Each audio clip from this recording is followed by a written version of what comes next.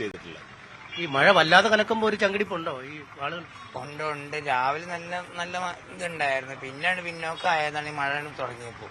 ഇപ്പൊ പരമാവധി വീടുകളിലൊക്കെ കയറി ഞങ്ങൾ പരമാവധി പ്രസ് ചെയ്തതിന് എല്ലാവരും ഇറങ്ങണം എന്ന് പറഞ്ഞിട്ടാണ്. ഒരു ഉച്ചയ്ക്ക് മുമ്പൊക്കെ ചെയ്തില്ല, പിന്നെ വൈകുന്നേരം വല്ലാത്ത മഴയിലേക്ക് ഇങ്ങനെ ബുദ്ധിമുട്ടായിരിക്കും. അതെ അതെ അതെ അല്ല, അതിന് മുന്നോടിയായി ഞങ്ങൾ പറഞ്ഞിട്ടുണ്ട്, വാഹനങ്ങളൊക്കെ ഏർപ്പാടാക്കി പരമാവധി വീട്ടുകാരോടൊക്കെ ഇറങ്ങാൻ പറഞ്ഞിട്ടുണ്ട്. നിങ്ങൾ ഇത്രയും കൊണ്ടുപിടിച്ച പ്രചാരണവും വീടുകളിൽ കയറി ഒക്കെ നടത്തിയെങ്കിലും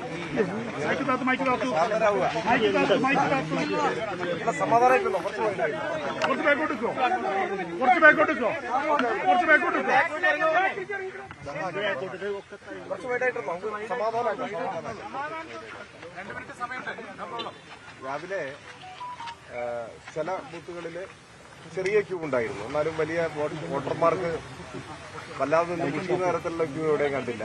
ഞാൻ പോയ ബൂത്തുകളിലും കണ്ടില്ല. ചെറിയ ക്യൂ ഉണ്ടായിരുന്നു. പിന്നെ വോട്ടിംഗ് ആരംഭിക്കുന്ന സമയത്ത് പരിചയക്കുറവുകൊണ്ടോ മറ്റോ ഒക്കെ ചിലയിടങ്ങളിൽ സാവധാനത്തിലാണ് തെരഞ്ഞെടുപ്പ് പ്രക്രിയ നടന്നിരുന്നത്. ഞാൻ വിചാരിക്കുന്ന കുറച്ചുകൂടി കഴിയുമ്പോഴേക്ക് അത് കുറെ കൂടി വേഗത്തിലാവുമെന്നാണ് കരുതുന്നത്. എന്നാൽ പല ബൂത്തിൽ ക്യൂ ഉണ്ടായിരുന്നില്ല. ഇടയ്ക്കൊരു മഴ പെയ്തപ്പോൾ തിരക്ക് കുറയുന്ന ഒരു സ്ഥിതിയും വന്നു. എന്നാലും നല്ലതുപോലെ പോളിംഗ് നടക്കുന്ന അനുഭവമാണ് എനിക്ക് തോന്നിയത്. ഞാൻ ഓരോ സ്റ്റാറ്റിസ്റ്റിക്സിന്റെ അടിസ്ഥാനത്തിലല്ല, പെട്ടെന്ന് സന്ദർശിക്കുമ്പോഴുള്ളൊരു വിവരം വെച്ച് നല്ലതുപോലെ പോളിംഗ് നടക്കുന്നതായിട്ടാണ്. അപ്പോൾ എല്ലാവരും വോട്ട് ചെയ്യട്ടെ. 100% പോളിംഗ് വരുമ്പോഴാണ് ജനാധിപത്യം അർത്ഥപൂർണ്ണമാവുക. നമുക്ക് അങ്ങനെ ആഗ്രഹിക്കാം. ചില ബൂത്തുകളിലൊക്കെ ചില യന്ത്ര തകരാറുകളൊക്കെ പറയുന്നുണ്ട് തുടക്കത്തിൽ. ഞാൻ പോയ ബൂത്തുകളിൽ അങ്ങനെ ഒരു പരാതി വന്നില്ല. എനിക്കൊന്ന് കൈകാര്യം ചെയ്യുന്നതിനുള്ള ചില ചെറിയ പ്രയാസങ്ങളായിരിക്കും, പക്ഷെ അതെല്ലാം പരിഹരിക്കപ്പെട്ടതാണ്. ഗൗരവമായ അത്തരത്തിലുള്ള വിഷയങ്ങളൊന്നും ഞാനിപ്പോൾ കടന്നുപോയ ബൂത്തുകളിൽ എവിടെയും കണ്ടിട്ടില്ല. ഓക്കെ.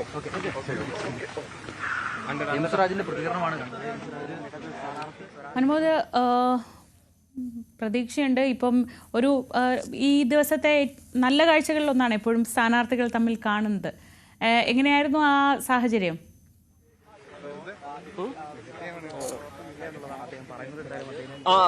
ശ്രീജ, ആര്യടൻ ഷൗക്കത്തും എം സ്വരാജും ഒരുമിച്ച് വീട്ടിക്കുത്ത് സ്കൂളിൽ ഉണ്ടായി. യാദൃശ്ചികമായിരുന്നു ആ കൂടിക്കാഴ്ച. സൗഹൃദപരമായിരുന്നു. രണ്ടുപേരും കൈകൊടുത്ത് പിരിഞ്ഞു. അതിനുശേഷം സ്വരാജ് അദ്ദേഹത്തിന്റെ പ്രതികരണവും ഇപ്പോൾ നടത്തിയിട്ടുണ്ട്. ഈ ഒരു തിരക്ക് കൂടും എന്ന് തന്നെ ഒരു പ്രതീക്ഷയാണ് അദ്ദേഹം പങ്കുവച്ചിരിക്കുന്നത്. 100% ആളുകളും അവരുടെ സമാവശം വിനിയോഗിക്കലാണ് ജനാധിപത്യത്തിന്റെ ഒരു സൗന്ദര്യം എന്ന് തന്നെ അദ്ദേഹം പറയുമ്പോൾ സ്വാഭാവികമായിട്ടും അദ്ദേഹം പ്രതീക്ഷിക്കുന്നതും കൂടുതൽ പോളിംഗ് നടക്കുമെന്നുള്ളത് തന്നെയാണ്.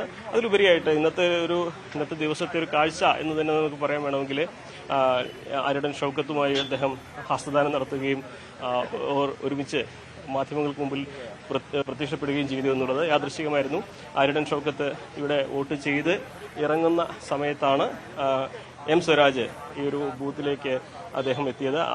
തുടർന്നാണ് രണ്ടുപേരും തമ്മിൽ കണ്ടത്. ഇന്നത്തെ ദിവസത്തെ ഒരു മനോഹരമായ കാഴ്ച തന്നെയാണ് വീട്ടിക്കുത്ത് സ്കൂളിലെ ഈ ബൂത്തിന് മുമ്പിൽ നിന്ന് നമ്മൾ കണ്ടത്. എന്നാണെങ്കിലും മഴ പെയ്യുന്നുണ്ട്. നിലവിലെ അവസ്ഥയിരിക്കും മഴ പെയ്യുന്നുണ്ട്. അതുകൊണ്ട് തന്നെ ബൂത്തുകളിൽ തിരക്ക് ഇപ്പോൾ അധികം കാണുന്നില്ല എന്നുള്ളതാണ് വസ്തുത.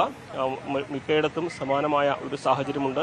ആദ്യ ഒരു മണിക്കൂറിൽ നമ്മൾ പലയിടത്തും കണ്ട ഒരു വലിയ ക്യൂ പലയിടത്തും ഇപ്പോഴില്ല എന്നുള്ളതും ഈ ഘട്ടത്തിൽ നമുക്ക് പങ്കുവയ്ക്കാവുന്ന ഒരു വിവരമാണ്. മഴ തുടരുകയാണെങ്കിൽ എന്തായിരിക്കും സാഹചര്യം എന്നുള്ളത് കണ്ടു തന്നെയാണ്. ഇപ്പോഴും മഴ ഇവിടെ പെയ്തുകൊണ്ടിരിക്കുന്ന ഒരു സാഹചര്യമുണ്ട്.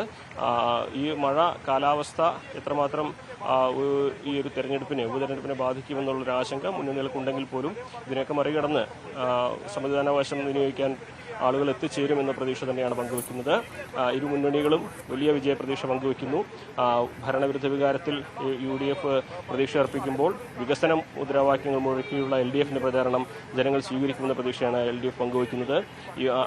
ഈ രണ്ട് മുന്നണികളെയും മറികടന്ന് കറുത്ത കുതിരയാവാനുള്ള കഴിവ് തനിക്കുണ്ട് എന്ന അവകാശവാദമാണ് PV അൻവർ ഇന്ന് രാവിലെയും പങ്കുവച്ചിരിക്കുന്നത്. 75,000 വോട്ടുകൾ എന്നതിൽ അധികം തനിക്ക് നേടാനാകുന്ന ഒരു പ്രതീക്ഷ അദ്ദേഹം പങ്കുവയ്ക്കുമ്പോൾ പ്രവചനാതീതമായ തരത്തിലേക്ക് നിലമ്പൂരിലെ ഉപതെരഞ്ഞെടുപ്പ് സാഹചര്യങ്ങൾ മാറിക്കൊണ്ടിരിക്കുന്നു എന്ന് പറയാം. ശ്രീജ, അനുമോദ്, അതിനിടയിൽ ആരോ ചോദിക്കുന്നുണ്ടായിരുന്നു, ഈ ബൂത്തുകളിൽ യന്ത്ര തകരാറുണ്ട്, അങ്ങനെ ഒരു പരാതി ഏതെങ്കിലും ഭാഗത്തു നിന്ന് ഉയരുന്നുണ്ടോ?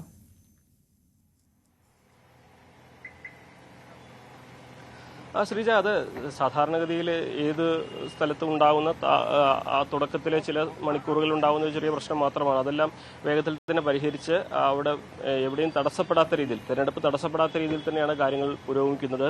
പലയിടത്തും ചില സമയത്ത് യന്ത്രങ്ങൾ പണിമുടക്കിയതായിട്ടുള്ള വിവരങ്ങൾ, അത് 10-15 മിനിറ്റിനപ്പുറം നീളുന്ന ഒരു തടസ്സമായിട്ട് എവിടെയും ഉണ്ടായിട്ടില്ല.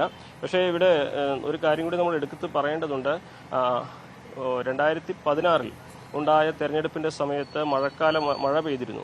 മഴ പെയ്തപ്പോൾ മലപ്പുറം ജില്ലയിലെ ഈ ഒരു വോട്ടിംഗ് മെഷീനുകൾ ഒന്നാകെ പണിമുടക്കുകയും അത് വലിയ അട്ടിമറിയാണെന്ന തരത്തിലുള്ള ആരോപണം ഉയരുകയും തുടർന്ന് പരിശോധനകൾക്ക് ശേഷമാണ് അത് കാലാവസ്ഥ ഈർപ്പം കെട്ടിയതുകൊണ്ടാണ്, തണുപ്പ് കൂടുതലായതുകൊണ്ടാണ് ഇങ്ങനൊരു സംഭവം ഉണ്ടായത് എന്നൊരു കണ്ടെത്തലെത്തിയത്. അത് വർഷങ്ങൾക്ക് മുമ്പാണ്, 2016 പക്ഷേ മഴ പെയ്യുമ്പോൾ സാഹചര്യങ്ങൾ ഈ തണുപ്പൊക്കെ കൂടുതലായിട്ട് വരുമ്പോൾ, പ്രത്യേകിച്ച് മലയോര മേഖലയിലുള്ള ബൂത്തുകളിൽ യന്ത്രങ്ങൾക്ക് ഏതെങ്കിലും തരത്തിലുള്ള സാങ്കേതിക പ്രശ്നങ്ങൾ ഉണ്ടാകാനുള്ള സാധ്യതയും തള്ളിക്കളയാനാകില്ല. എന്താണെങ്കിലും ഇതിന് പരിഹാരമായിട്ടുള്ള സംവിധാനങ്ങളൊക്കെ പകരം ഒരുക്കിയിട്ട് തന്നെയാണ് ഈ ഒരു ഘട്ടത്തിൽ തെരഞ്ഞെടുപ്പ് മുന്നോട്ട് പോകുന്നത്. നിലവിൽ എവിടെയും പറയത്തക്ക ഈ തെരഞ്ഞെടുപ്പിനെ ബാധിക്കുന്ന തരത്തിലുള്ള പ്രശ്നങ്ങൾ എവിടെയും റിപ്പോർട്ട് ചെയ്തിട്ടില്ല. ശ്രീജ. ശരി, അനുമോദാണ് വിവരങ്ങൾ നൽകിയത്. വി അരുൺ കൂടി ചേരുന്നുണ്ട്. അരുൺ, ഏത് ബൂത്തിലാണ് ഇപ്പോൾ ഉള്ളത്? അവിടുത്തെ ഒരു സാഹചര്യമൊക്കെ എങ്ങനെയാണ്? ഈ ഒരു ആളുകളുടെ പങ്കാളിത്തം എത്രത്തോളമുണ്ട്?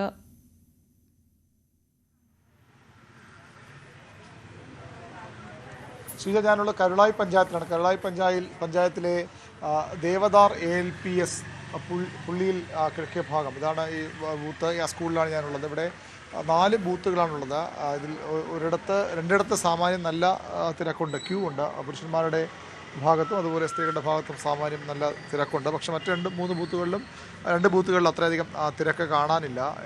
തൊട്ട് മുമ്പ് ഞാനൊരു ഇതിനടുത്ത് തന്നെയുള്ള ഏതാനും മീറ്ററുകൾക്ക് അപ്പുറത്തുള്ള ഒരു ഗേൾസ് സ്കൂളിലും പോയിരുന്നു, പുള്ളിയിൽ തന്നെയുള്ള. അവിടെയും സമാനമായിരുന്നു. അവിടെ 2 ബൂത്തുകൾ 1200ഓളം വോട്ടർമാർ, 1207 വോട്ടർമാർ 2 ബൂത്തുകളിലായി ചെയ്യേണ്ടതാണ്. പക്ഷേ രാവിലെ മുതൽ അവിടെ തിരക്കില്ലാത്തൊരവസ്ഥയുണ്ട്. അവിടെ 1-2 ആളുകൾ മാത്രമാണ് 2 ബൂത്തുകളിലും ഉള്ളത്. പക്ഷേ ഇവിടെ കുറച്ചുകൂടി ഒരു തിരക്ക് കാണുന്നുണ്ട്. കരുളായി പഞ്ചായത്ത് CPM ലീഡ് പ്രതീക്ഷിക്കുന്ന ഒരു മേഖലയാണ്. അവിടെ ഈ സമയത്ത് തിരക്കില്ല എന്നുള്ളതൊരു വസ്തുതയാണ്. പക്ഷേ സമയം മുന്നോട്ട് പോകുന്നതോറും കൂടുതൽ വോട്ട് ചെയ്യാൻ എത്തുമെന്ന ആണ് രാഷ്ട്രീയ പാർട്ടികളുടെ പ്രതീക്ഷ. ആ രീതിയിലുള്ള ക്യാമ്പയിൻ എല്ലായിടത്തും നടന്നിട്ടുണ്ട്. അതുകൊണ്ട് തന്നെയാണ് അതാണ് അവരുടെ പ്രതീക്ഷയ്ക്ക് അടിസ്ഥാനവും. ഏതായാലും പ്രായമായവരും ഒക്കെ രീതിയിൽ വോട്ട് ചെയ്യാൻ എത്തുന്നുണ്ട്. അത് വളരെ പ്രായമുള്ള ആളുകൾ പോലും കൃത്യമായി വോട്ട് ചെയ്യാൻ, നിങ്ങളുടെ ജനാധിപത്യ അവകാശം വിനിയോഗിക്കാൻ, എത്ര തിരക്കുണ്ടെങ്കിലും വോട്ട് ചെയ്യാതെ പോകില്ല, അല്ലെങ്കിൽ അത്ര കാലാവസ്ഥ പ്രതികൂലമെങ്കിലും വോട്ട് ചെയ്യും എന്ന നിശ്ചിതാർത്ഥത്തിൽ വന്ന ആളുകളാണ്. ഇവിടെ ഒരു ഉമ്മ നമുക്ക് അടുത്തുണ്ട്. എത്രാമത്തെ തവണ വോട്ട് ചെയ്യാൻ വരുന്നേ? എത്ര വയസ്സായി? 75 വയസ്സായി. 75ആയി. എല്ലാ തിരഞ്ഞെടുപ്പ് വോട്ട് ചെയ്യുമോ? സ്വന്തം ചെയ്യാൻ കഴിയൂലപ്പോ. സ്വന്തം ചെയ്യാൻ കഴിയൂലപ്പോ. സ്വന്തം ചെയ്യാൻ കഴിയില്ല. ആര് ചെയ്യുന്ന കൂടെ? മകണ്ട്, മോനുണ്ട്. അങ്ങനെ പ്രായമായ ആളുകളൊക്കെ വോട്ട് ചെയ്യാനുണ്ട്. അവരെ സഹായിക്കാനൊക്കെ ആളുകൾ കൂടെ വന്നിട്ടുമുണ്ട്. പ്രോക്സി വോട്ട് ചെയ്യാനുള്ള സംവിധാനം ഒരുക്കിയിട്ടുണ്ട്. പ്രായമായ ഒരാൾ കൂടി വോട്ട് ചെയ്ത് വരുന്നു. വോട്ട് ചെയ്തോ? വോട്ട് ചെയ്തോ? ആ, ചെയ്തു.